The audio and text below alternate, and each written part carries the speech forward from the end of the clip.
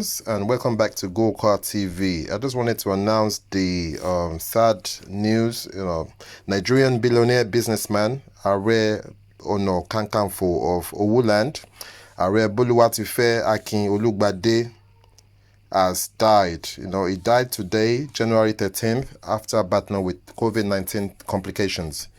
He was a native of Owu Kingdom in Ogun State, and late Akin Olugbade was described as one of the world's biggest Rolls-Royce collectors. He was so obsessed, with the brand that he had at least 10 Rolls-Royce automobiles, which were all customized, with the personalized number plates, Bolu 1234 and so on.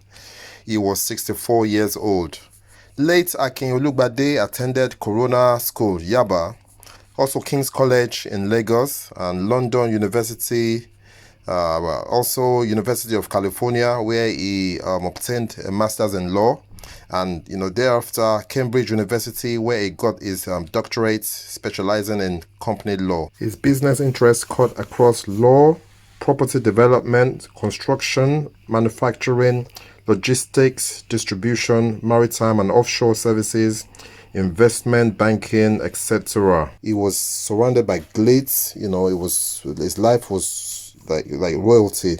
The fortune was omnipresent. Luxury was his signature. His presence was golden, and the grandeur was out of this world. Like a larger-than-life character, he often waltzed out of his majestic Rolls-Royce cars. The calmness of his countenance was devoid of arrogance.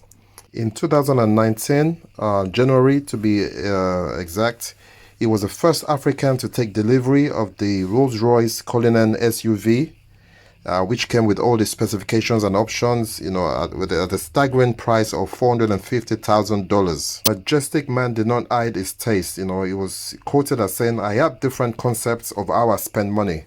I spend money on cars because I've always loved cars. I bought my first Rolls-Royce in 1984, and now I am on my 10th Rolls-Royce. I believe in dressing well, and I travel a lot." He had magnificent properties scattered all around the world. He had property in England, several properties in Nigeria, amongst which was a palatial mansion that he built in Abeokuta. That was there's also buildings in England. So this man really lived the life.